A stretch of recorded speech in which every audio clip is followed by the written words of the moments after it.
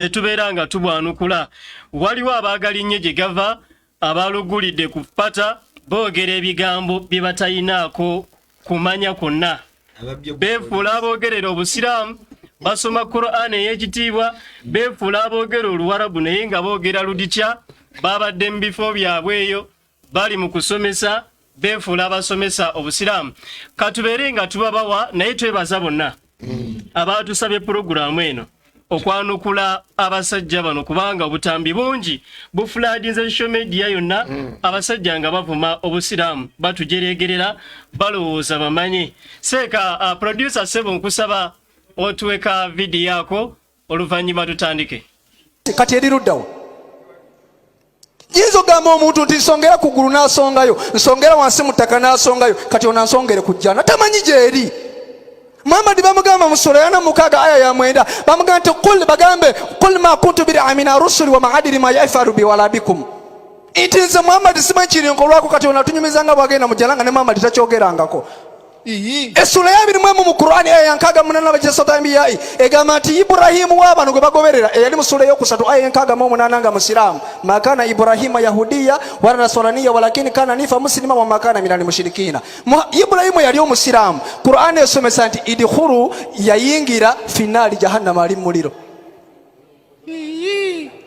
kasoma hadithi agambye nyola hadithi ya 7 somawo kwako hadithi ya 7 tulabenga Ibrahimu tali muliro Ibrahimu tali musiramu agenda mu Kabaka bwa Katonda Bible gati empeera y'ekibi Balumi sura 6 olunyirwa 23 Bible gati empeera y'ekibi kwe kufa naye ekirabo kya Katonda bwe bulamu obutagwa omukristo Yesu yasukira si Muhammad obulamu obutagwa obuli mu Yesu kubanga yafa nasukira Bible kyesomesa mu Yohana sura 14 olunyirirwa 19 Yesu nagatinze nga bwe ndi omulamu namwe muli babalamu eryosubire tuyina mu Yesu kubanga twala mulamu obutagwawo Muhammad tayogera ko statement naga nti ndi mulamu Qur'an esomesa ati innaka maytun wa innahum maytuna Muhammad oli mufu n'abasiramu bagenda kufa 19:7 wa inni minkum ila waliduha kana ala rabbika timani makudhiya talino mu abasiramu buli omu akuyingira muliro kiki ekigendo batasa Esura ya 5 mu Qur'ani aya ya 10 Qur'ani gamba nti qul bagambe la yastawi likhabith wa tayyibu walau ajabaka kathiratul khabith fataqullaha ya uli babi la'allakum tufirun ite mutika tonda abange bananyini magesa amalamu mulokoke abo bagenda kuwasaba kazi somera aya hadisi eitibwa lya swalihi ne kitegeze nimiro z'abasiramu 7 hadisi namba ya 3 page ya 7 egamba nti mutabani wa Abasi radhiyallahu anhu yagamba nti ekigambo kino Allah atumala era simukuumigero kyekyayogerwa Nabi Ibrahimu alayhi salam bano gwe bagoberera tali owa Bayibuli awo nga bamusuula mu muliro ayagenda mu muliro namwe gye mugenda ate moderator amaliriza ejjana abantu abagenda mu sibalongoofu ngenda leta aya 2 mu Qur'ani nga ziraga nti abalokole bagenda mu ggulu moderator amalirize zimpe nino kuzikuwa soko nkwatira hadithi ya Riyadhus Salihina 7 hadithi egamba nti ad-dunya sijinu lil mu'minu wa jannatul kafiru nsomera Oluganda 7 egamba etya lya Salihina omuntu yena gukasooga nti ogenda mu jjana akabonera kasooka bingi nnyo n'ebisukkaka obungi bikyajja video tuyina nnyingi mu store naye tugenda sunangako emwemu twanukule kigambo line ku line sekasa nsoko otwe preamble kikyolowooza ku bigambo ebyo na bismillah alhamdulillahi alladhi faddala alislam ala kulli din alladhi khalaqa almauta walhayata liyabluwakum ayyukum ahsan amala Mungu tumwebaza abukesezo obwolwaleero ate ne tumwebaza Allah tabaraka taala eyagera kubanga inna Allah ala kulli shay'in qadir abantu bano omutima gwatulumanga edda this is a very big project Omusiraamu atulaba project eri wano mu mwaka gwa 2008 bagiteekamu billions zaali 2 tukwalagana bilioni 2 waitawo emyaka 10 ne bongeramu saawa eno budget kwe batambulira bali ku miliyoni endala eza $7 eziwera ddala 7 n'ekitundu nga banoonya ki kye banoonya ekigambo kyabwe ekintu si kyangu nnyo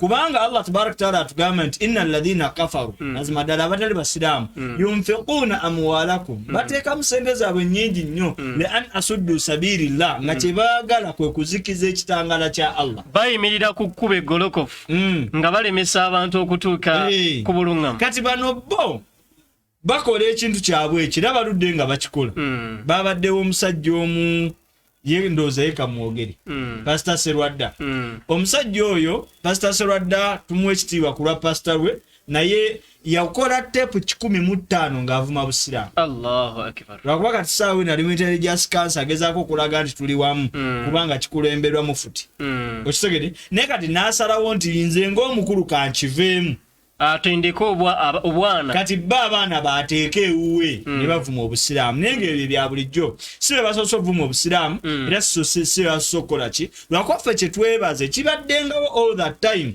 nti bamaseeka baffe era tubakubira omulanga bamaseeka mwasoma ddaawa bahafidhu muli bangi biraali efulumya naye muliwa bavuma batya obusiraamu ku that extent ng'ebitebe by'obusiraamu byonna gyebiri mutaddewo nteekateeka ki nga situnadda ku Daawa TV erabibwa abatono era twebaza baganda baffe abaalumiriddwa ne kati aseeka kati mutuyambeko wano batuweereza obuntu obwo mu bungi era ne twebaza ne bannannyini Daawa TV abatuhostinga abagamba nti Islam for all kubanga bali bo balowooza Daawa eri ku basiraamu bokka naye ng'ate ddaawa ekolebwa ku bantu bonna omuntu akalaba n'alumwa kwasikano okigenderwa kyako si kujja muntu mu busiraamu kumutamisa busiraamu na kumuteekamu kubuusabuusa mu buki abubeeremu naye nga tabuliimu so otubakubire omulanga gwe nawe naali eyo sharinga likinga ate subscribing akantu kano katambule tusaba Mungu tabaraka taala nga yemubeezi waffe atuwe obulamu n'obusobozi kubanga yo bwino tumulina Mungu tumwebaze era tumusaba Mungu tabaraka taala atuleetereyo okukubaddu be bagambye minal rijalu batuteekemu data batuyambeko ekintu kino kive wano kubanga bo platform yaabwe gye balina nneneko etusinga neffe twebaza Allah nti nabbi Muhammad sallallahu alayhi wa sallam yagamba nti ze naweebwa ebigambo bitono naye nga bizitowa nnyo mu mitima gy'abalabe baffe seeka tukweyanziza nga mpunzika tugenda kukwanukula era tusaba gwali eyo twegatteko buliko owulira kasuuleko أجاب الله تبارك وتعالى وقل جاء الحق وزهق الباطل إن الباطل كان زهوقا فكان بنت مزمك استججا obulimba nga buggwawo olw'ensonga obulimba kubadda nga bwakugwawo seeka Sematimba njagala tusaanyewo obulimba bw'abasajja bano biidhinillahi tabaraka wa taala الحمد لله وكفى ثم الصلاة والسلام على أشرف المرسلين نبينا وحبيبنا مولانا محمد صلى الله على آله وصحبه أجمعين بعد تزي كرونا nga tetulinamu kusaaga kwonna tetulina kusaaga tuzze mu mbeera ey'abantu abafudde eddiini yaffe ekyokujeja ekyokuzanyiramu aya agisoma n'agifuula nga bw'ayagala Allah agambye mu ssuula eya 34 aya eyo 49 nti waqul jaa al-haqq wa yubtilu al-batil wa la yu'id amasema egamala okutuuka tewaliwo bulimba bugenda kusigala wadde mu nsonda yonna ku mwaliro gwaki w'ensi eno bwo busobola okwegiriisa obulimba emyaka 2-3 naye amazima kasita kasonga okutuuka tebulina nsonda gye bugenda kukola ki kkiriza mbagambe nti gye muli mwekaabire mwetereeze ekibayambako kiri kimu kusiramuka ye solution yokka newe bagaana okusiramuka tugenda basa bwino bagenda kitegeera nga nene tugenda bambula tugenda baswaza buli kye basomesezza mula biseera tutandike seeka tandike ekisooka mukatambi akugambadde mukalaba sajja mu bigambo byonna ebikulembedde agambye nti abasiraamu tetumanyi najja nayapa egyeri nti ye bw'omugambo songa ku ggulu limwangwira alirengera naye gamba omusiraamu songa ku jjana tamanyi gyekoze eki tamanyi gyeri kakati ekisooka neebuuza neewuunya neŋŋamba ddala omwana Adamu ategeera oyinza okwogera ebintu ebyekigwagwa matu g'abantu n'obikasuka ne mubiteekamu n'essente ne mubisaasaanya. Yalowooza byasobola okulaba n'amaaso byasobola okusongako asonge ku mwoyo gwe kuba nagwo talina. Oyinza otya okuŋŋamba nti abasiraamu temanyi nga jjana yaabwe kyekoze eki gyeri. Ekigambo ejjana kitegeeza ki? kyebatusogerako ekigambo ejjana kigambo kya Luwalabu ekitegeeza olusuku. Tegerekesa bulungi ekitegeeza ennimiro nga olusuku olwo Adamu mwe yali tanaleetebwa ku kimwaliro gwaki gw'ensi nobadde baoli babikoze eki byabatabukako ne balowooza nti ate olusuku luli kuki Katonda yalusaako ebyambe wikisinga bbiri emabega olikimaatemo yanyumira Bayibuli egati Katonda yalusaako ebyambe ebyetoloola ne bakerubi tuli fenna kati balowooza ebintu byebabiwandiika ebyabasimatuukako owulidde kumbozesaawo kayima newangozi bajja ku streets zaki z'omu Yerusaalemi balowooza n'ebintu by'obuki by'Obusiraamu. Atuyamba asonge ku lusuku olwo gye luli kuba bagamba luli wano n'ebyalo alusongereko olusuku Edeni tuyina satellite gye yali kubanga w'osoma mu Lukka 23:43 Yesu yennyini akakasa bano ababbi baali bamutadde naye nabo ku musaalaba nti tugenda kuba ffembire ffenna leero mu lusuku lwani lwa Katonda. egamba tuwulire ni mu Lukka 23 layini ya 43 egamba Yesu n'agamba nti mazima nkugamba leero onooba nange mu lusuku lwa Katonda. Amakulu onooba nange mujjana singa ebadde ya Luwalabu. Kati ono Yesu olw'okuba musiraamu munnaffe bano bagenda mu ggulu tumanyi gye babatwala. Ye Yesu tagenda mu ggulu mujjana oliba nange n'abayigirizwa be bagenda kuba mujjana ggulu yabasuubiza jjana. Soma nange mu Bibiriya Essuwa 2:7 egamba bw'eti alina okutu awulire kasuubira nti bonna bateze. tuli mu kubikkulirwa 2:7 alina okutu awulire omwoyo kyagamba ekkanisa. Kati oli agenda mu kkanisa naawe agirya olwalo bw'otuuka teekako essimu yo naawe ayageri ogenda mu kkanisa munno wakoma omugambe tibatugambye nti buli alina okutu akole ki awulire mmwe buli agenzeko muki buno obubaka bugenda eri ekkanisa buli ali agenda mu kkanisa buno obubaka bwobwe gye babadde nga bavuma nti awangula ndimuwa okulya ku muti ogw'obulamu oguli wakati mu lusuku lwa Katonda. oguli wakati mu jjana ya Katonda. Katiseeka ey'oluzungu egiyita paradise tekiyita heaven. ey'oluzungu aga I shall be with you in paradise.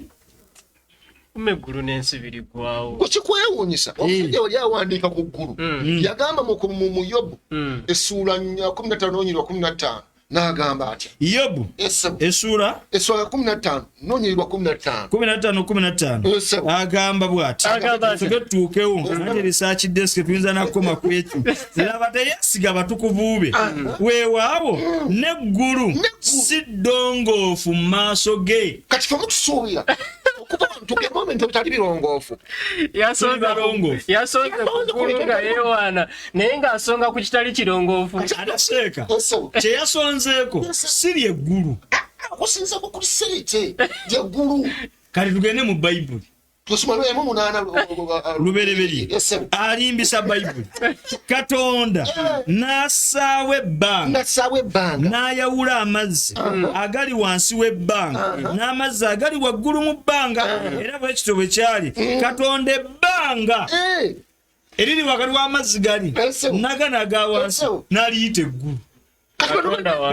akanyonyi akayitaawo kali mu ggolo era we balaga yensonga lwaki we yasonze eggulu lyaffe tulirabaka asonga mu bba ku bbanga era ennyonyi eyitaawo n'ebire biri waggulu w'eggulu.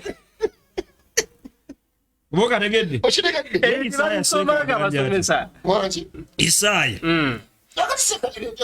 kugenda mu Isaaya byayogerako byakungomere olidde olifedda kakati gusooka okumewo ne mu Zabbuli Zaburi essula nkaaga mu munaana olunyiriri olw'omunaana owulire nkaaga munaana ekyo kyongera okukulaga gwali eyo nti tiimu eno ebakuba wali tebandibyogedde era tebasobola bakristaayo bannaabwe bambaza makanzu seeka sokoline bano bendaba mu nkofiira n'amakanzu bannaabwe babanyini bapasita beefuula nti waliwo dialogue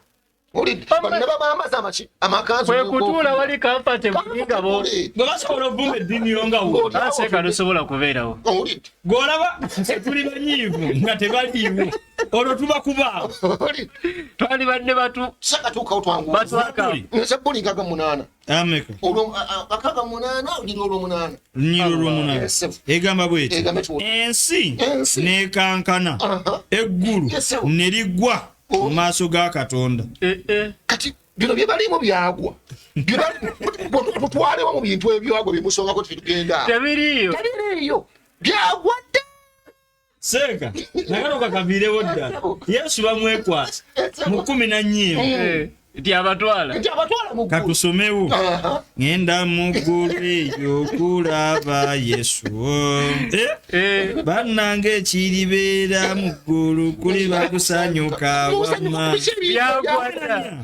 Yesu agamba kuli mu Yokaana 11 nti omutima gwammwe tegweraliikiriranga mukkirize Katonda era nange munzikirize mu nnyumba ya kitange sagane mu ggulu si mu ggulu kano tukajjewo kwabajja kekwasa ebalikazza tulikazza ne kasonga kaveeri abasiraamu mwogera ku kirala Yesu yatusuubiza kati gulimaze okugwa nira Yesu gy'abatwala teyali mulalu kati mu nnyumba ya kitange mulimu ebifo bingi ebyokubeeramu singa kiri bwe kityo nandibagambye kubanga ŋŋenda okubateekerateekera ekifo era obanga ŋŋenda okubateekera ekifo ndikomawo nate ne mbatwala gyendi mu nnyumba mujjana eno mu nnyumba ya kitaawe gyali so si gyalibeera kubanga bino abyogedde ali kuki this is present tense ngenda bakima mbatwale gyendi oledi yali ku nsi kati twabuuza yali luddawa yali ku nsi tugambu Yokaana emwana mutaano kitaawe yennyini kitaawe yaani ye Yokaana Filipo n'alaba Nasanayi naawe gamba tulabye oyo Musa andikako mateeka ne bannabbi Yesu omwana wa Yusufu omwana wa Yusufu Yusufu yali abeerawa ebyawandiikibwa nabyogere atubuuli bwakomyewo abatutte luddawa soba nange mbate 26 Allahu akbar.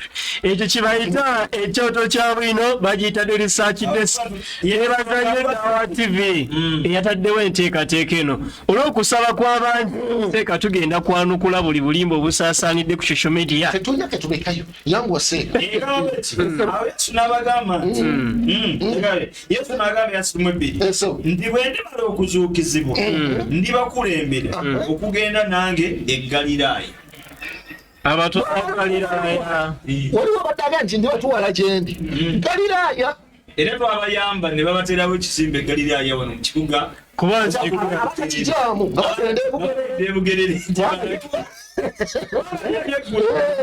Yesu ayagala nnyo Galiraaya kuba nzijukira ne Yokaana 7 bwe baali bamutwala emisinde Galiraaya eyo wali Yesu n'atambulira e Galiraaya kubanga teyayagala kutambulira mu Buyudaaya Abayudaaya baali basala amagezi okumutta Galiraaya wali Yesu ekyalo abatwala era buli mukristaayo aliyo tebagezaako okulimba nti Yesu akutwala mu ggulu kuba ekisooka eggulu bbanga lyagwa ekyokubiri lyagwa ekyokusatu si ddongoofu kati tugenda ebintu ebitali birongoofu Katonda omutukuvu omulongoofu tasobola kubeera seeka abasajja baatugambye tusonge ku jjana ejjana kati tutandika okubasongera ku jjana musomi 3 ndi mu Surati Imran aya 13 essula ya 3 aya 13 tubalage ejjana gyeri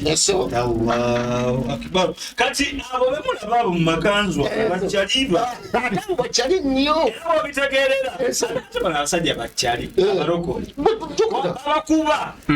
babakuba nga ne bakola birikwalaaki basobola okufera abalwadde ne bajja bamenyeka Africa bachaliba kuba teriyo kanisa etalinaanye eddwaliro okitegedde naye wano abalwadde abatuufu babeere naye tebagendayo ate olaba omusumba akuba olukuŋŋaana ku kyalo eka tugeze kaweere abawona b'eruweero abawona b'embalala abawona b'ejjinja abawona ab'ekawempe temubaamu n'omu gojjoonoonye omulokole ali eyo tubulireyo obujulizi bw'omanyi nti ono omulalu twali tumumanyi ku kyalo okuba muto nga mulalu bwe mukwata omwetwalire ng'omumanyi ew'omusumba baleetawo embalala seka 10 tulina ne kasolite wano wodi namba lwaki tayingirawo n'akolerawo ebyamba be tulina mu Uganda bali mu 30 bagende ebutabika n'abamu erya Yesu muve kale batuyambe ku covid ebutabika nga batandikiddewo kose makerere ey'abagezi mweyunire ng'abali mu mpaka eri okusonyiwa kwa Katonda okuva eri Mukama Katonda wammwe n'eri ennyumba ey'emirembe ejjana ng'obugazi bwayo yenkana eggulu n'ensi nga yateekeratwekerwa abatya Katonda. Kati eno ejjana ng'obugazi bwayo yenkana eggulu n'ensi eri luddawa? Sikyabadde ekibuuzo era ayagala ataano munya Quran nsebo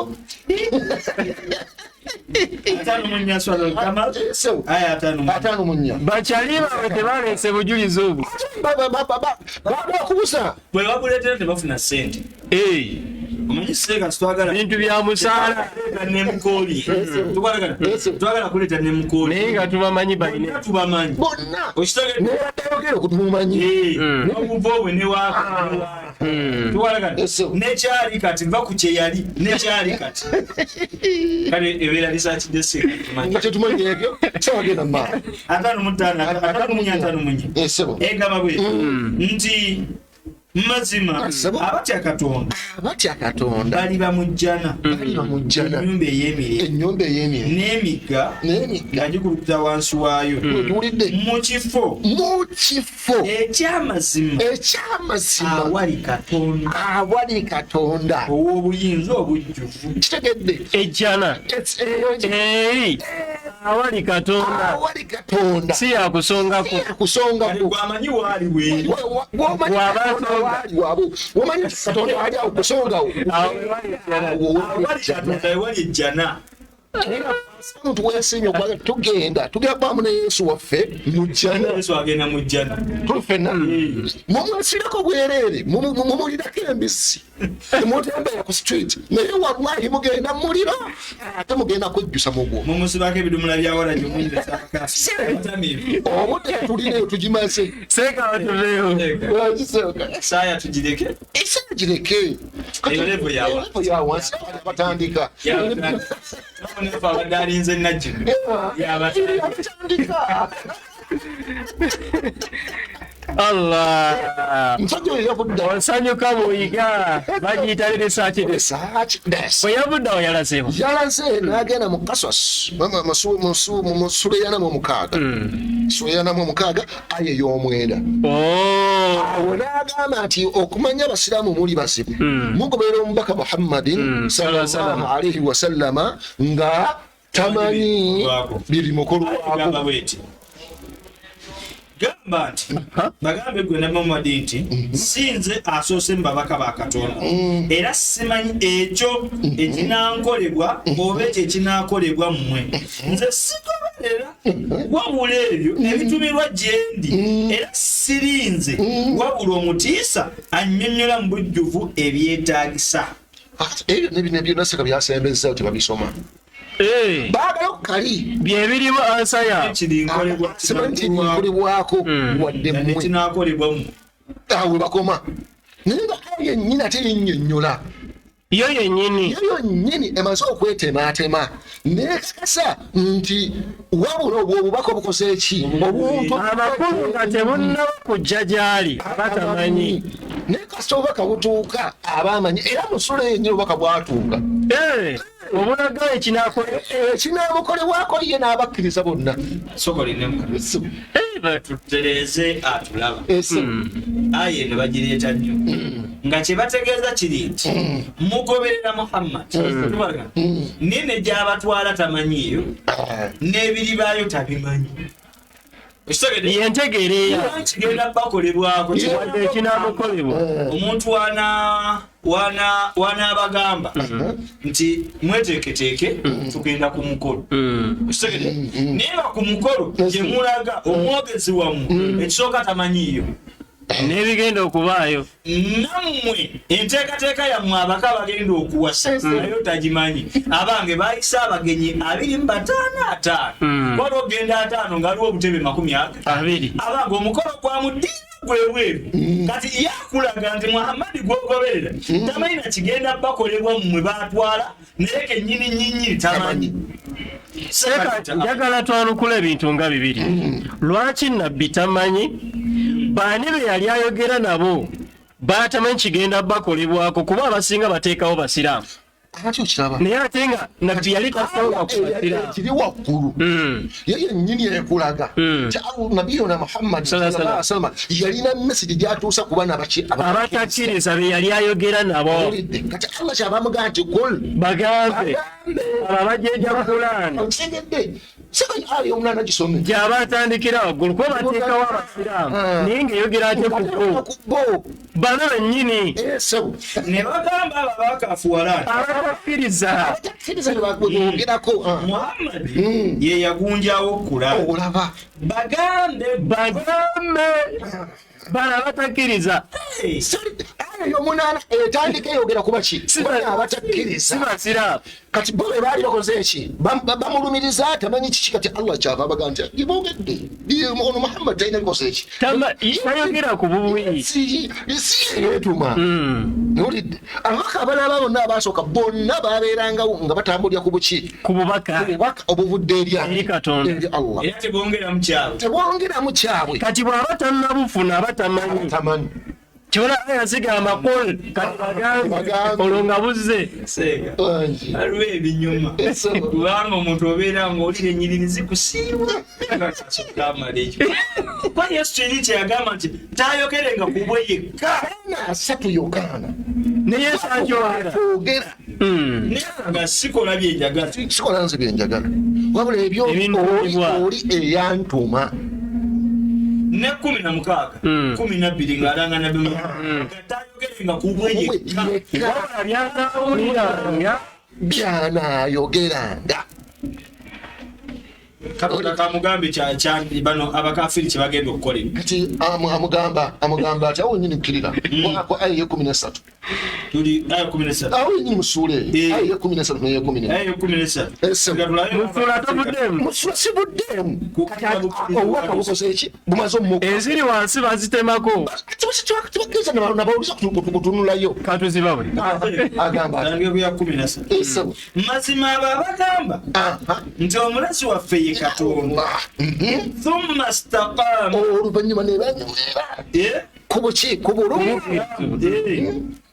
fala khawfun alayhim wala hum yahzanun tebalina kutya wadde okola ki wadde okunakuwala abo abagandi Katonda ye mulezi waffe bannannyini jjana ebigendo bakolebwako jjana kitegedde era bakugibeera mu lubeerera ng'eyo embeera yaabwe gye balinga bakola mu mirimu emirungi kati ebigenda okola ebigendo bakolebwako ebigendo bakolebwa aye badde teyogera ku basiraamu newankubadde obaleese okumulaga nti gye tulaga tumanyiyo aye badde eyogera ku bo ebyegendo bakolebwako nabbi yali tabimanyawo naye ate yabimanyi oluvannyuma nejjamu abasiraamu nejjamu abasiraamu nebawula neraganawo bennyini bananyini kwogera bino ne programu zaabwe zonna nabo gye balaga ne aya mwere yaabwe tukitangaaze bulungi nansonyiwa obunsiibwa bumbuyitewo mwana musatu ana musatu nkaga munana kiryayo bulungi kati ekirikolebwa ku luli tuwaragana kati kikino Katonda akimuleetera mwana katubalage nti nabbi yali amanyi bulungi ng'obubaka bumaze okujja alikowoola abo abaamutyanga ku nsi nti abanga abaddu bange abawulize temulina mmwe kutya olwaleero era temuli mwe baakunakuwala baani beebo abakkiriza ebigambo bya Katonda ne babeera abasiraamu. akagambo ako nkaagadde nnyo lwa nsonga bw'oteekawo abaddu abakkiriza beeteekawo nnyo beeyita abakkiriza naye Kulaani ebaswaziza boogerako baali basiraamu naye kati gwe mugambe agamba nti Yesu abatwala mu ggulu nti mpaayo olunyiriri lumu bweruti nga Yesu agamba nti abalokole mugenda mu ggulu nga akoola abalokole especially bo tulifenna kubanga buli Yesu yayogera nkubamukkiriza bagenda okubeera nawo muki mujjana kubamukolaki ate nga bamukkiriza baki basiraamu fetwakkiriza Isa fetwakkiriza Yesu mutufu omukolaki bumukkiriza naye abantu bamulirako mbisi ekitiibwa bamusaamu kya bigambo ensomesa yaabwe ne mentalite yaabwe erowoozesa abantu oba ensomesa egamba nti nga bo bwe batwala Yesu okuba Katonda naffe Muhammad tumutwalira mu kifaananyi ekyo Muhammad ze conveyor belt ye yatuusa butuusa bubaka era muntu ngaffe era eritalinayo iri mundala okuleka ekyo ekimugambiddwa kale basobola bagamba nti mugenda muliro Katonda tabimugambye kati kino kyetwogera yagaiti abasiraamu Muhammad tamanyi kigenda bakolwako kati bino byebiri tukolebwako nga n'erinnya busiraamu weerireese tatuukaga munana kangiddemu Katonda alikowoola olunaku olw'enkomerero abamutyanga ku nsi abanga abaddu bange bo baana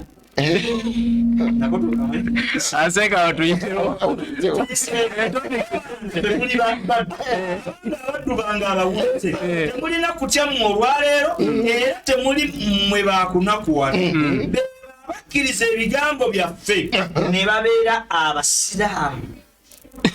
Muhammad akulembedde abasiraamu Katonda abakoowodde kati agenda bakoowola abakoowolera ki abagamba ki muyingire ejjana ennyumba ey'emirembe Allahu akbar ne bakyala mweyagala olira ebiri tukolwako ziri beetooloozebwa essowaani eza zaabu ne giraasi ate muli muyo mujjana ebyo emyoyo gye byagala era ebiwoomera amaaso namwe mulibeera omulubeerera mujjana ensoma gyasomyemu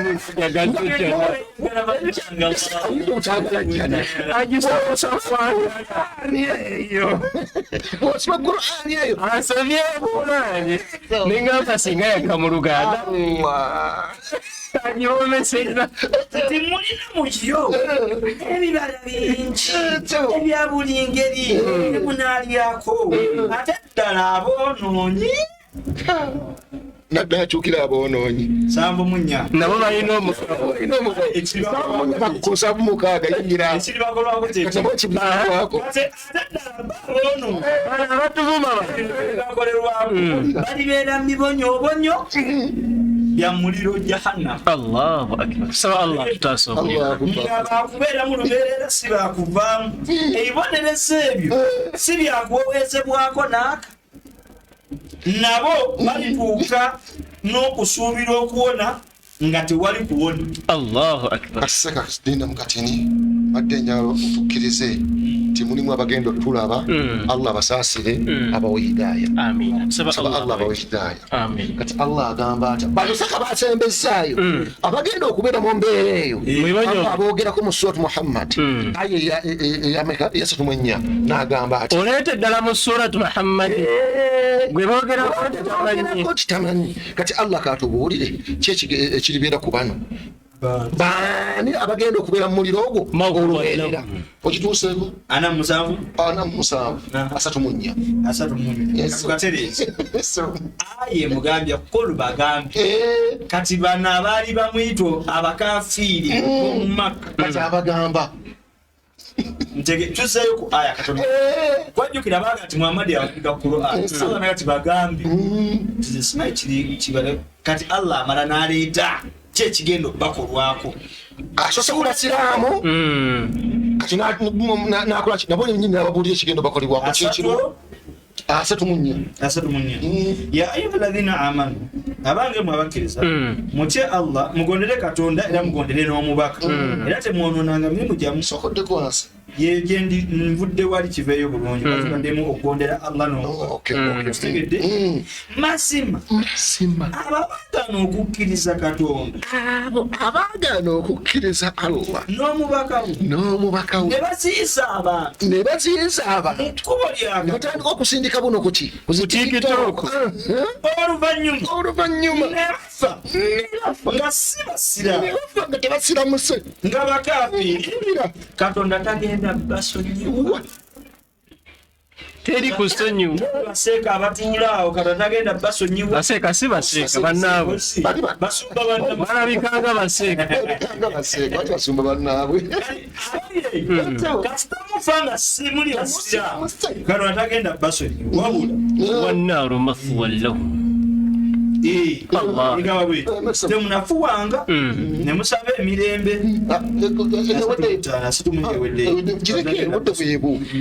alokadeseka aya ensonga ate tugireka mu bbanga bannabbi bonna bwe batyo bwe baali ne Yesu yennyini yali tamanyi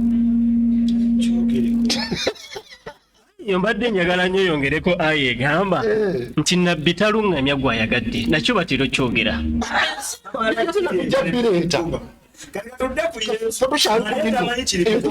tujja bituukako tulina ki mubugazi njagala kasabolo kati tuli ku kino kyennyini ne Yesu tamanyi Yesu yennyini tamanyi genda mu Matayo 2:2 owulire 2:2 gyombadde badde mu Makko naye kate katuukewo bwino mungi oba totuuse Makko nkale wakomyewo dda awo nnyina w'abaana ba Zebida najja gy'ati n'abaana be n'amusaba ekigambo kino namuga ti oyagala ki namuga ti lagira abaana bange bombi batuule omu ku mukono gwe ogwa ddyo n'omulala ku mukono ogwa kkono bwakabaka bwo agamba Yesu omukyala wuno asaba Yesu mu bwaka Yesu gwe tulowooza nti yandibadde amanyi omukyala azze amugamba asabira abaana be ekifo amusabira ekifo taga abaana be basigalire seeka n'ekintu tagala abaana be bakolese ekifo basigalire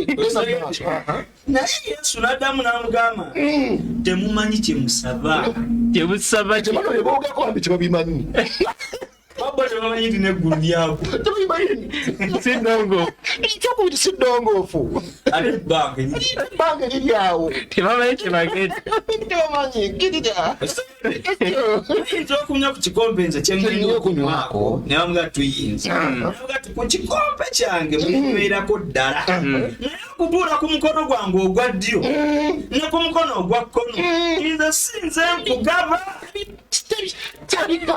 tamanyi kali bwe bakuyimbisa ekiribeera basanyuka wamu ebyawo Yesu si abigaba tamanyi bigerawo naye biri bakolebwako gogambye awo nyini mu Matayo ali mu 4:36 ndogenji maliye wabula eri abo Katonda beyakuteekerateekera bintu biteeketeeke ani abiteekateeka Katonda Yesu tabiteekedde baani abo abaali nga mu nsi alladhina amanu wa kaanu muslimiin abakkiriza abaali abakkiriza ng'ate baki basiraamu abamanyi tebalaga nga bagenda mu jjana so si ggulu. Matayo sega 2:4 agamba yokulaba Yesu tandika ku 3:5 eggulu n'ensi biriggwawo biriggwawo nebigwawo eggulu n'ensi biriggwawo kulagira nti zinoni endiga n'ekigagenda mu ggulu oba asaba eggulu ly'empeera n'asaba tewayita ddakiika biriggwawo eggulu n'ensi kuba omuntu afuluma bufulumu nagenda eggulu lyakuggwawo ensabire ki yobabuuza akatulenga nawe tebakati eggulu n'ensi naye ebyolunaku luli n'ekiseera tewali abimanyi newankubadde bamalayika ab'omuggulu newankubadde omwana Yesu wabula Katonda yekka. Yesu tamanyi. Biri mu maaso ga Katonda. Yesu tamanyi. Koti mugende eno. Muhammad tamanyi. Mwana katani abimanyi. Yesu tamanyi. Ye Nabi Muhammad amanyi. Abazonde mutegeeza. Kubantu na tegeeza n'abaligenda okugendayo n'ogenda kugenda wa. Barazemba nyuma seeka. Yesu Katonda amumanyisa. Mu Luka. Yamala namusunirako yamala munana ogeze mu 13:25 oleese obuleeteeru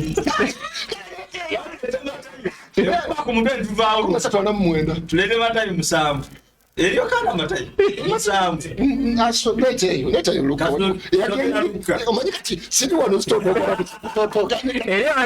eri mu Yokaana 7:22 okuyingira balimala okugolokoka naggulawo olwo ne musooka okuyimirira ebweru n'okukonkona ku luggi namuga ati mukama waffe tugulirewo kale alibaddamu nabagati sibamanyi gye muva ne mulyoka mutanula okugamba nti twaliiranga era twanyweranga mu maaso go era twayigiririzanga ne ku nguudo bwe bali bawanika ebipande buli omu abeerawo buli omu alina omuzindaalo n'akameza kapalpiti abeera bali ku buli luguudo mu kibuga n'olufuluma ekibuga buli ka junction bwe bali stations wallahi bakohoola towards bubuze nguudo tibawulinga ku nguudo aliddamu n'abagamba sibamanyi gye muve wendi mmwe mwenna abakola ebitali bya butuukirivu bajjo buli ayimirira ku luguudo soose kubaabo tudde ku bali abamulyoka eribaayo okukaaba n'okuluma obujiji bwe mulira aba Ibulayimu ne Isaaka n'abasiraamu ne bannabbi bonna obubakako bw'omugulu naye mmwe abayimirira ku nguudo nga musuuliddwa ebweru. Allahu akbar. balijjanga bava ebugwanjuba kiika bakkono nekyenjagaddemu nti abooluvannyuma bali abooluberebe neeyo abooluvannyuma y'ennamba mmeka? 3 yennyini neeti 13 abooluvannyuma abanabi Muhammad abooluberebe gy'okuyingira ejjana. Alhamdulillah. Tukubye balimirira ku nguudo tukube n'abagoba emizimu. Ogenda mu Matayo 7:21. Matayo 7:21 awo tunyukewo eri Yokaana eyogera ku kukomola. Mpulira Yesu alimu ku byamugambibwa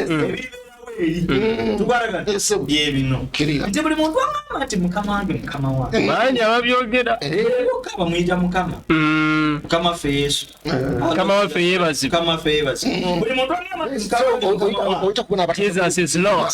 Jesus is Lord. Nogenda kutunuulira ono Yesu mukama waffe bayibuli kiwatisa kugamba lodi ali kiki nani akyogera yenyini akyogera Jesus is Lord. Kati uli ebigambo Yesu gambeba ebimu ku byamugambibwa ebirikono kyetukkanyiza bannabbi tebabimanyi Katonda nga abibalasa kati ebimu Katonda byeyabalaga yatuuka n'abimulaga kati Yesu byeyamulaga tulabye nti buli ayimirira ku luguudo n'abuulira Yesu agenda mwegaati kati katudde ku bwokubiri buli muntu amane mukama waffe mukama wange mukama wange si aliyigira mu bakabaka obw'omuggulu si ba muggulu ate nga banulayoki mwoteddawo sigala omuyise nnyinimu kanabe ina nyinimu oba makanika aliko banyina road testing ng'akutikka lubuto ngati fuga emmotoka nti emmotoka baajoza kwabo ndo maze emyezi 9 tottanga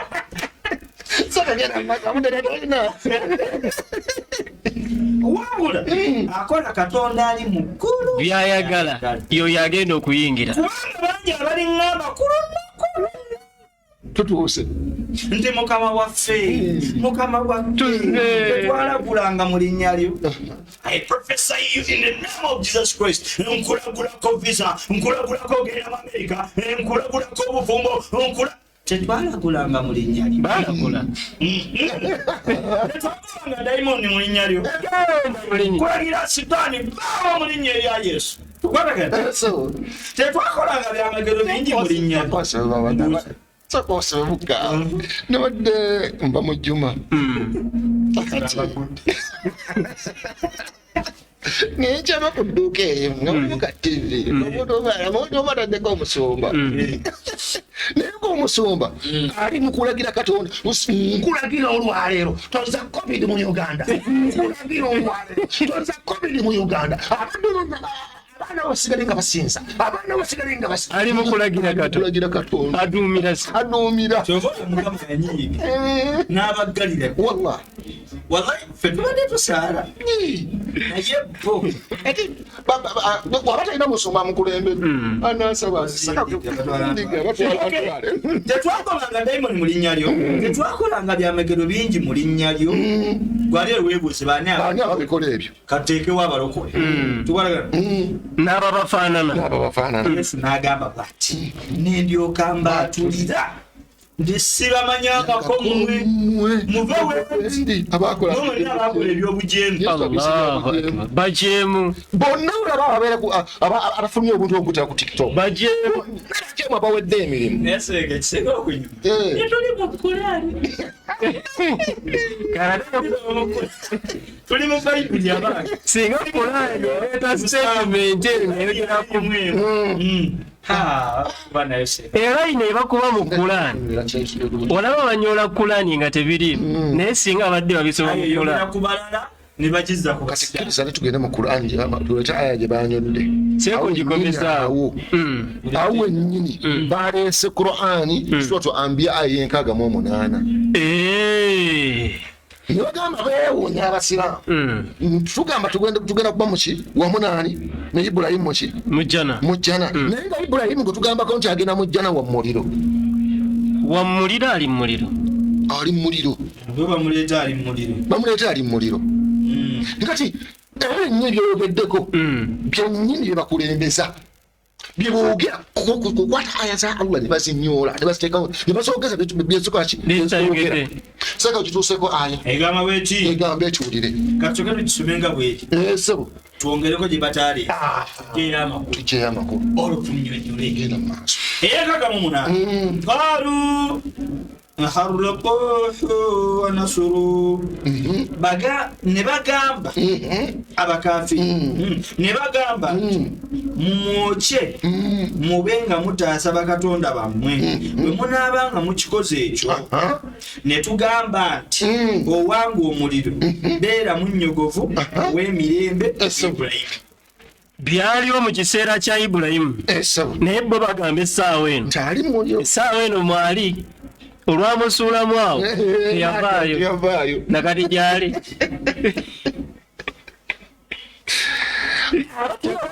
egambe nti beera munnyogovu era wa mirembe eri Ibulayimu abatulaba era batugobera ku Dawa TV mwekuumireko munywere mumanye nti bano bannaffe bwino gwe tubaswanyudde babadde tebasobola butanyola aya za Quran balina kunyola aya kuzinyola kino twakyogerako okusinga bbiri emabega so kiriseeka kyetwayogerako nga tunyonyola byebawanika mu katabo ku Ibrahimu ne tukireeta ndozo jjukira seeka kati basiko kino kikomeddewo kaki kuka clip tuli fenna ka clip ke baleese nga bagamba nti Ibrahimu w'Abasiraamu wa muliro katugamba mu butuufu ogamba nti Ibrahimu w'Abasiraamu wa muliro nga aya bwatu nga bw'ogisomye ate gy'osoma eri mu past ate Allah gy'atoledde aya eri mu past kumubula n'omuliro tegwamwokya Allah yagulagira ti kuni barudan wa salaman ala era bwe gwamala okubeera ogw'emirembe gyali yaguvaamu n'asenguka ku kyalo ekyo ebimu ku byamagero ebyaliwo ku mulembe gwa Nabi Ibrahimu Allah bye yamukozesa n'abaali bamwokya ne bagamba ono omusajja mulogo abamu ne basiramuka bw'okimanyi nti Nabbi Lut yasiramuka kwolwo ekyo kyennyini kye kyamusiramula ng'ompadde mapya shera Nabbi Lut cousin brother wani wa Ibrahim bamala okweba Ibrahimu ng'avudde mu muliro nga talinaako wadde akaki aka scratch ndoba ayidde kakano nga mulamba nasiramuka era babasazewo bagobe ne mukyala we ne Lut ne batambula omu ku batambula nani ne Ibrahim bwe batuuka Ludawa mu Palestine Allah kwe kutuma Lut agende wa agenda wano mu Jordan ebyo byabaawo tanazaala Ismaili wadde Ishaaka n'abazaala n'okubazaala oluvannyuma onalowooza ali muliro kati bwe tugamba nti bo bannaffe mu kunyola aya za Allah baayitawo kyatugamba mu yamunyizizza Swati Imran ayi ensavu mu 8 yamunyizizza makana Ibrahimu yahudiya wala nasara karagero kola Ibrahimu tumutwala koye katumuteekeyo muliro girese agisomye kyagikuotinze yagisomye mu kugisoma neyerabira nti ate ffe tuli bakakafu nnyo era mugamba mu lubereberye 23:7 twasoma 23:12 naye statement yo ne mu 7 mweri nga Ibrahimu asinze biki ebitonde biyitibwa abantu tuli fenna kakati ate ffe tukugamba nti Allah kyaga nti wa makana minal mushrikina takolanga ku kintu kyabutole kyabutumbaavu ku muntu kusinza kitonde kiki kinne waakyo Yesu n'agamba Yohana 8:8 tinze ndi kiki ndi muntu abuulidde byennayo eryani eri Katonda kati mwagadde kyokukola ki okunzita nobukera kumaca gwe omuntu omulamu ayina amagezi amalamu assa omuntu agaye nti nze ndi muntu byemba bulya nabiwulira eryani eri Katonda n'omuyita Katonda n'omusinza n'omusinza Allahu akbar katsoga tujjewo eno tukaga munana yalanze ne atsoga tujjewo eno sokolete egamba bweti nti era mazima mulimu ekibiina mubbo abayahudi n'abanaswala mulimu ekibiina kekana akabiina kano Allah kayogera si bonna jasita akabiina abalina emirembe era bakakasa nti Allah Katonda bakakasa nti nabbi oyo mwabadde tumukkiriza naye mu butuufu bye yakola byebyo kati nga mmange desidanti ebwe nsula ewa anza okusala ensaala ninga desidanti mukatoliki si bonna mulimu mubbo bakabiina ati Allah kayogera kagamba kya ekibiina kikyusakyusa ekitabo kya Katonda n'ennimi zaabwe nga bakisoma mulyoke mubirowooze tibivudde wa Katonda songa tebivudde mu kitabo kya Katonda kati basoma ebigambo olowooza ti eyo Kulaani nekeefuula akwogera Olulabu Neno byatumye mulidde ng'oluwalabu naye nga si luwalabu. Mukulu mu Sunday school waliwo bano basoma ebitu oli bamugamba asome ekyawandiikibwa nti zaaka yokka mangu embeera yo nnene mu ggulu ye n'asoma zaaka yokka magu embala yo nnene mu nebyabayogedde birala kali kwelolooza walimulwero olukabu lweru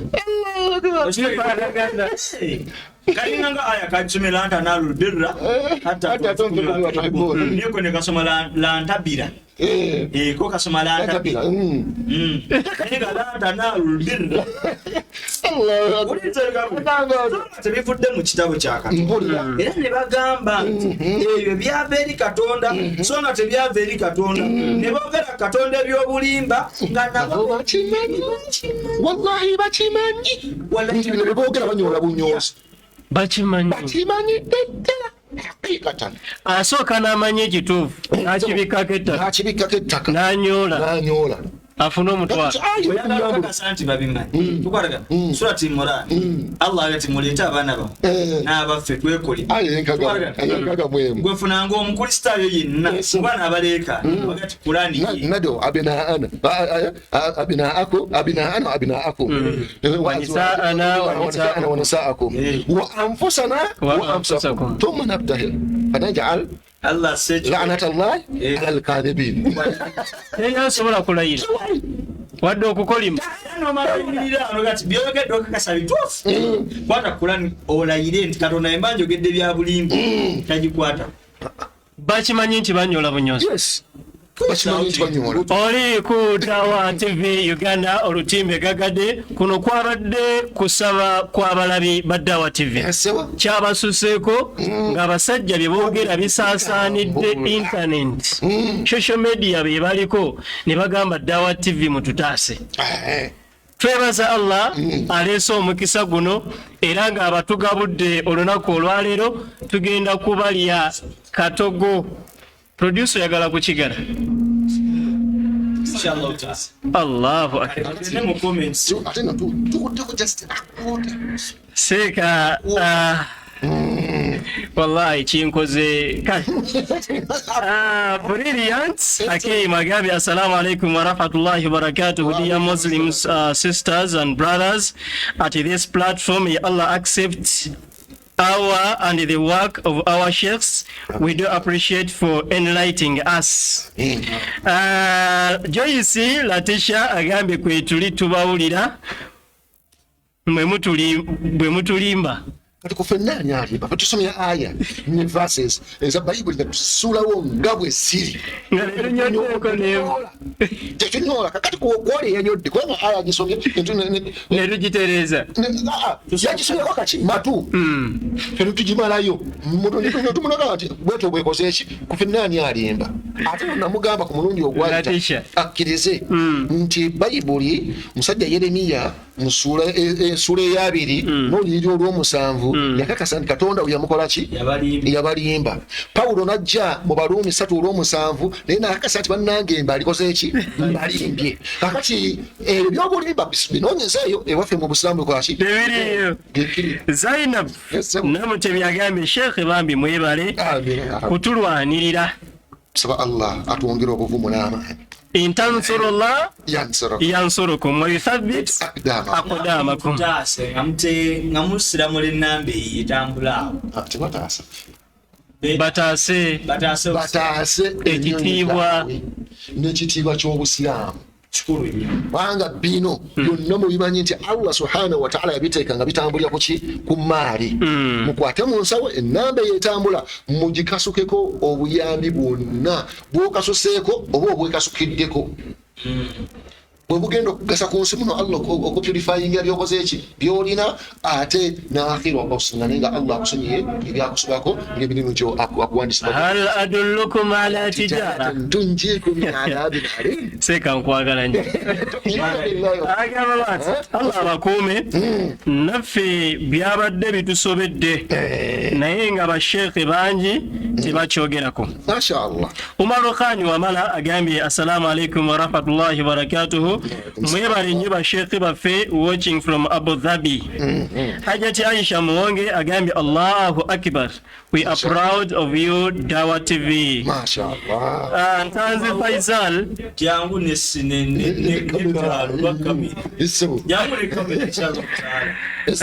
Faisal Arushavin agambye ne bannange bannaffe bo basoma Bayibuli ki. I feel sorry for Christians bannange. They don't see those verses oba. Tebazira ndiga.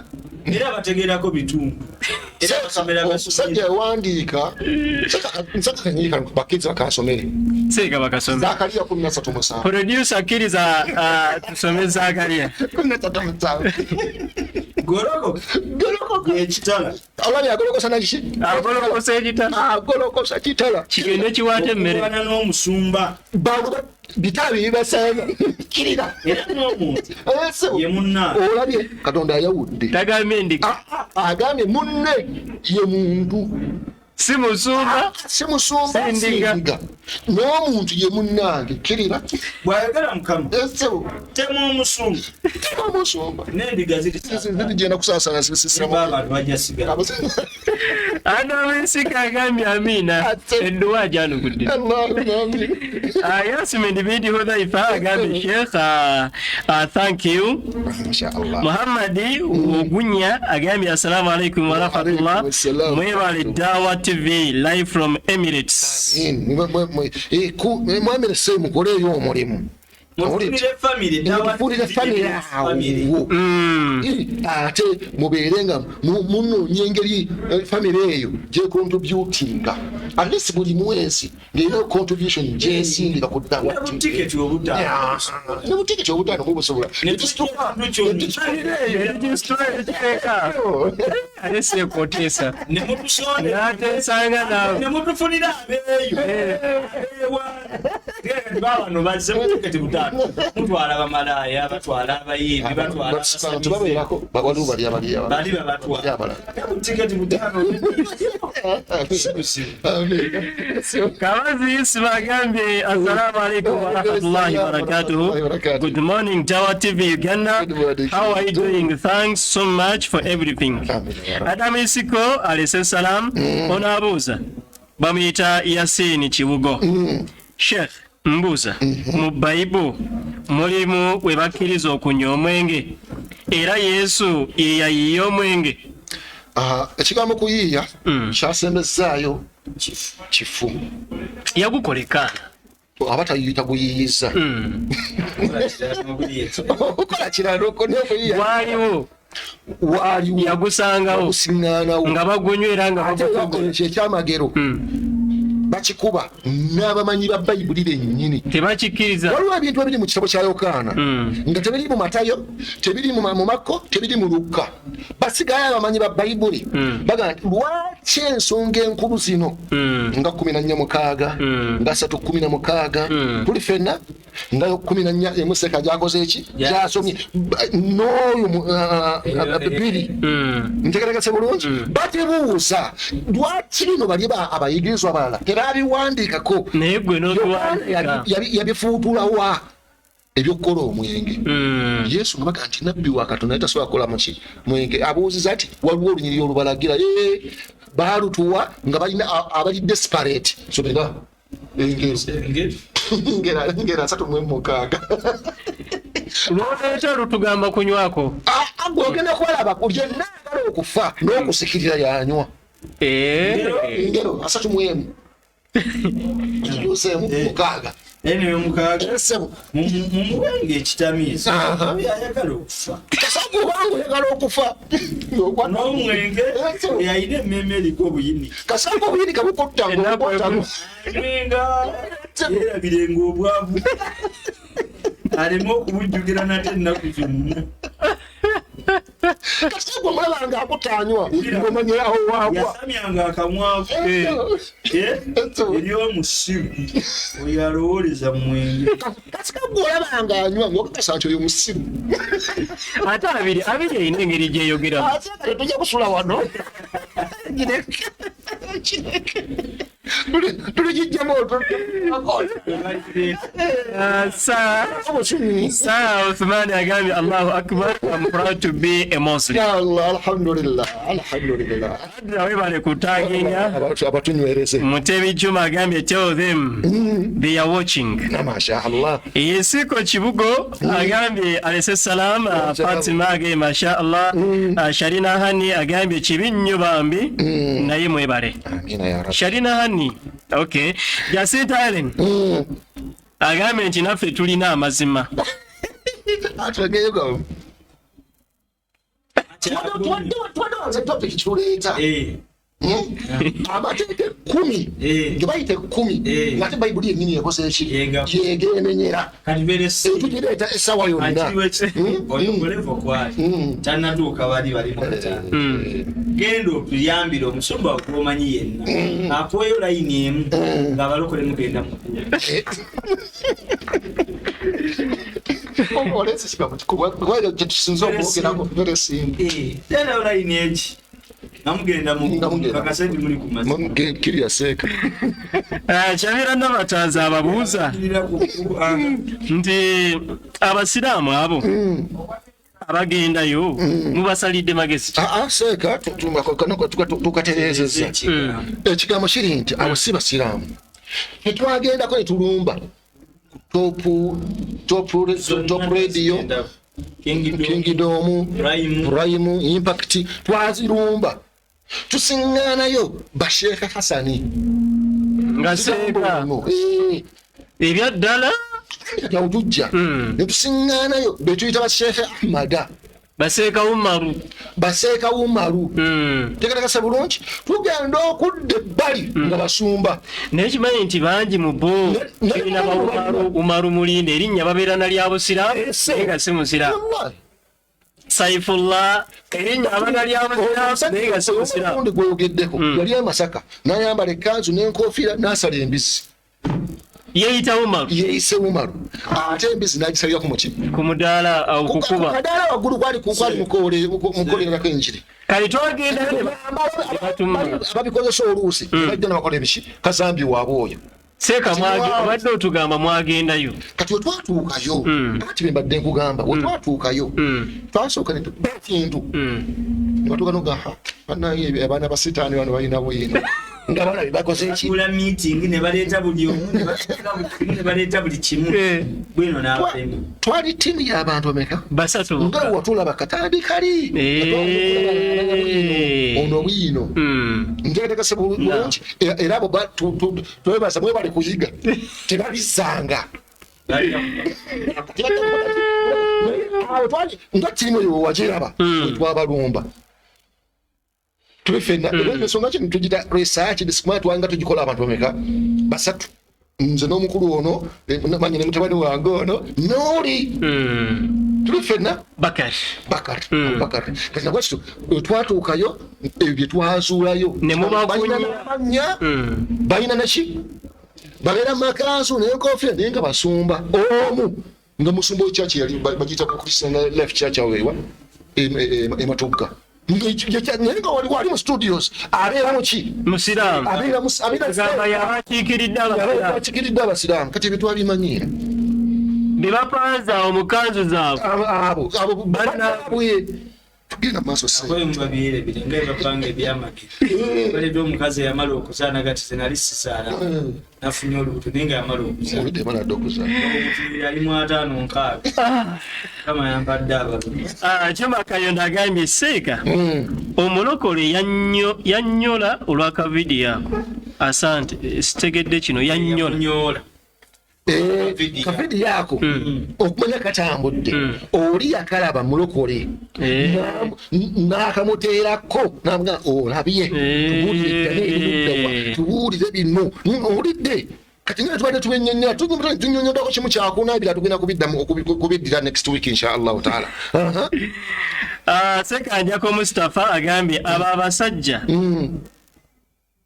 basaana bakyazaako ku Dawa TV balaba amazima kuba tebamanyi byebo naye bayinza okujja tebamanyi byeboogera tebasobola batulabaga poliisi kubalaba kwebali tobalaba nga polisi muli polisi gye bali wetuli tebali webakulengera abasajja bo bo bafuuka abakazi abasajja baabo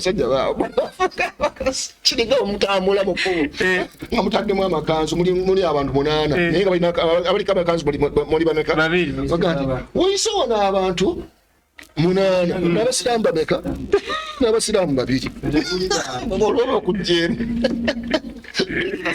wali bagambye tubalimu nga ntunuka ono nno y'omu kubo omulabi saagala mwatuukiriza linnya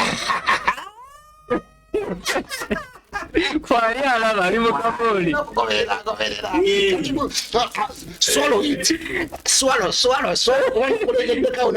ku bank of Uganda ng'otaddewo akasindaalo etinewonyisa tayinza kuleeta bwino yenna nga yanokulaba ettokera yayise entunuka omanyi parazayiti nyangu yakutundula naye tugenda kutundula okuvaamu ekasa yagaye nti bwe bantunuka enyangu yakutundula kabanateremera mu nyumba tojajjefulu erama Yusufu wakiryaga tulina okugenda Yusufu wakiryaga agambye mubasabule Katumba Imurani agambye Seeka Sematimba tumwebaza okusabula abasajja abo Fatima Ahmed masha Allah kale uona akyakolima akolima yeyongedde mukolima uyakolima bukolima mwana musajja yayongedde kolima musajja kolima mweruya mutima nyifeemu mukulu just siramu kowone tukakasa otulaba Hajjata Muwonge atagize banji Zainabu Namutebi webale nnyo Hajjata Muwonge barakallahu fiki Princess Shiba Muhammadi Kateriga alayhi salam Adra agenze banji Adra alino wewunye mwana muto naye ebintu byakola bya kintu kikulu Allah mwemobolo Segasan producer ndi bubi madde nsabo tuwe akagambo kakasemayo nawo tunatandikira mulundi ogujja tukomerawo bino oba tukwata walala so akagambo kanga akasembayo inshallah taala naam kwekubira omulanga abasiraamu abatulaba n'abatulaba nti mufeeyo mufune ku bulumi bw'eddiini nga bano bebalumirirwa eddiini yaabwe bebalumirirwa obulimbo bwabwe NGO zaabwe tukwatagana kuba tosobola kuvuma busiraamu mu ngeri eyo abantu nga bano Baseeka Sematimba abavaayo ffe tetukolera mpeera ne n'otanyenyebwamuko yadde ne bakaaba kamera ebbanga lyonna ng'olina sente gwe ddiini ye eri kuluma ddi se waliwo akuyite South Africa mugenda mu bivulu by'abayimbi bakomedian mwe ttiimu eno ennyonnyole ku ddiini yammwe ebbanga ly'omaze South Africa Dubai sente zo zirigasa ddi ku busiraamu seka tuzimbye emizikiti alhamdulillah naye bano be bagenda okusiramula bagenda okibaamu ne tukubira omulanga bamaseeka tubeegayiridde bwegayiriza mwasoma eddiini naye bajooga Allah nga we muli ensonga lwaki Allah aleeta adhaabu n'ebabuna mwenna COVID mwabaddeawo ezo zonna adhaabu Mungu zaleeta Allah yagamba fattaqu alfitna mutye nnyo fitina allati la tusibanna alladhina zalamu minkum khassa Suratu Anfal aya 25 nga tegenda sosola fitina emizikiti ejagigala egala amabaala sino sports betting egale namwe bagaliremu singa munasirika ne musirisa eddiini ya Allah bagikola bino ffe tuli batono era no platform ntono okuleka Mungu basasidde abataginga era mwebaleke Mungu abawejjana naye bamaseeka muveeyo ebitongole bya ddawa seeka gyebiri ku buli wa muzikiti kuliko waddawo wetwale ku district regional card ebitongole muve mu kunoonya amataka ne property zemutunda muveeyo ku Busiraamu, otherwise Mungu agenda bakuba adhabu ate nga tegenda kuchosola. Barakallahu fiik. Sekasema tima nga tunasibula Hajati Shira agambye mwebale kuweereza bajja kakasa era naleka salam. Ramadan Islam Twaha Sebuma agambye remind me with the quote in the Bible. With the quote kyawandiikibwa ekitugambo funa wuzo ate nga kiri mu Bible. Neka muweko byena. Wandimulekedde yakuva tumuveeko. Okuva 3:17 okuva 3:4 ne 13 yokka. Kasuubire nti kwali alaba era ayina wawandiise. Hadija binti Muhammad agambye subhanallah.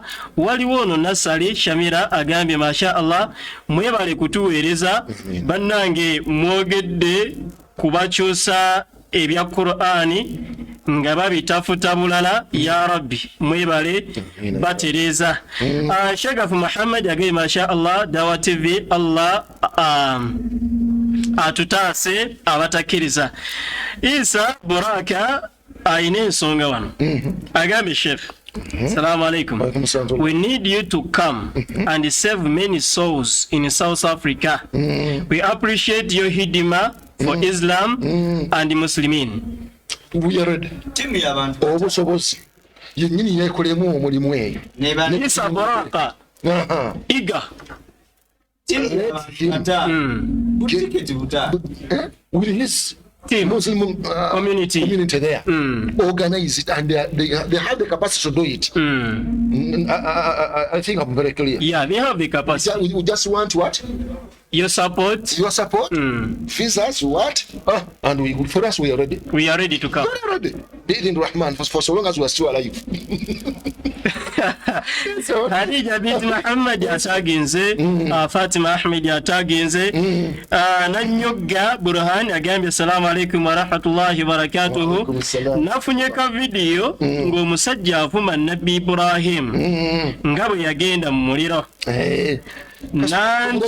Nankabya amaziga ng'asoma aya kifuula nnenge.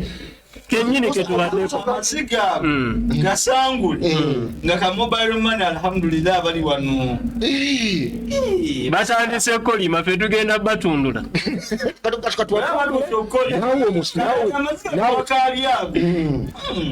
Chama atekeko ka data atekeko ka airtime atekeko ka soda ka transport atekeko ka transport facilitation ya rab bonna atulava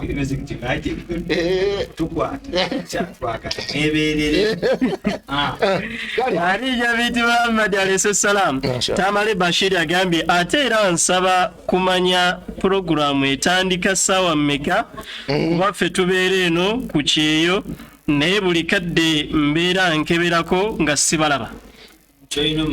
Kati essaawa tusobola zikwasaganya sekakiriza tugenda kuhaijakinga mu programu ey'olwokuna kintu kino kigazi tugenda soka tutupenda na BB week lwakuna n'olwokumeka Sunday ssaawa ze zimu nnya atandika otandika okutulaba okuteekateeka ku nnya wakati w'ennya n'omukaaga nga twabuka inshallah amakati awo otujjanga okubeerera kubeererwa. Isa Buraka oli South Africa message kansuubira ogifunye organize mwekolemu omulimu musindike tiketi muteeketeeke ekifo yazinge ne media institute ya wano ne bamanager nungi nawe oli ati Allah nkwebaza waninsa kunyonera South Africa naye bakutage fima ataka Allah nasiba kamina tuni. Sebale Abdul agambye bashekhe baffe tusiima nnyo obuweereza. Barakallahu fikum. Ono Tamale Bashir agambye nsaba mutongere ku budde Sheikh. Tubongedde tukwogera mu ssaawa zino oba olunaku olwo tubongedde lunaku lulamba olwokuna seka abadde abeera mu eka naye tugenda kusooka tumale kuba omuntu owo nga kutuuka nga tumumaze seka alokaddeyo mu bizinensi.